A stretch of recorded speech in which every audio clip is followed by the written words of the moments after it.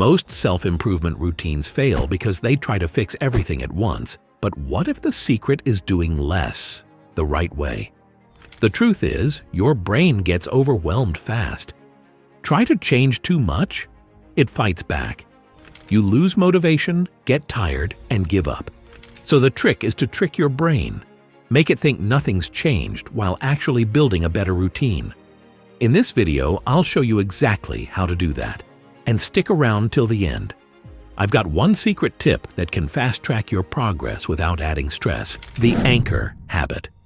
The easiest way to start self-improvement? Don't start from scratch.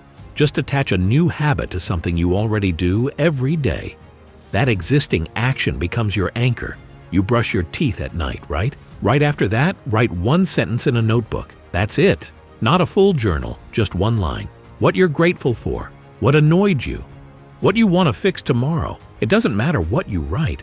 What matters is that you're building consistency without pressure. Why does this work? Because brushing your teeth is autopilot. Your brain doesn't think. It just does. Attach a tiny new habit right after that, and your brain lumps them together. No resistance, no stress. Eventually, it feels weird not to do it. That's the secret. You're not finding time for new habits. You're just piggybacking them onto habits that already exist. Other examples: every time you make coffee, read one page. Every time you wash your face, meditate for 10 minutes. Over time, your new habit becomes the anchor. Upgrade, not change. Big changes equals big resistance. That's why most people quit after a few days. It's just too much. So don't change your routine. Just upgrade it. Example: you already drink coffee every morning? Perfect. Now drink a glass of water right before that. Simple, low effort, no pushback from your brain. But you've already improved your day. Hydration before caffeine. Same with doom scrolling in bed. Not ideal, but fine. Just take the first 60 seconds to read something useful. Or if you check email first thing, write down one thing you want to focus on before opening your inbox. Small upgrades. No friction, no burnout. And over time, they become your new baseline. Before we continue, hit that subscribe button. Like this video.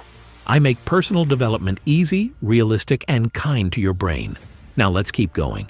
Use the wasted time.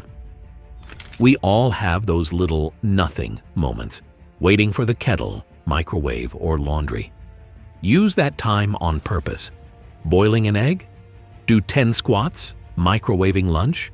Stretch your arms, roll your shoulders, breathe deeply for 30 seconds. Brushing your teeth? Clean up 3 things on the counter, on hold with customer service? Brain dump in your Notes app. You don't need a plan, gym clothes, or even music. These are low-effort, zero-resistance wins, and they add up. You do have time, you're just not claiming it yet. The evening spiral. Here's what happens to most people. You eat, clean up, sit on the couch. You open your phone for just a minute. And suddenly it's midnight and you've scrolled through 500 things. Sound familiar? That's the evening spiral. You lose 2 to 3 hours. Not productive, not restful, just drifting. Fix it with one move. After dinner, take a 10-minute walk. Why? Your blood rushes to your gut after eating. That's why you feel sleepy. A short walk wakes you up again. Suddenly, your evening is back. You don't crash. You could read, stretch, prep for tomorrow, or even do nothing, but do it consciously. Repeat it daily, and your body will expect a walk, not the couch. That one shift? Game changer. A Sunday reset. Last thing, and it holds everything together, you need a Sunday reset. Every Sunday, pause. Give yourself time to breathe, check in, and clean up your mind. You've spent all week easing your brain into better habits. Now give it one moment to reflect. Maybe you write in a journal.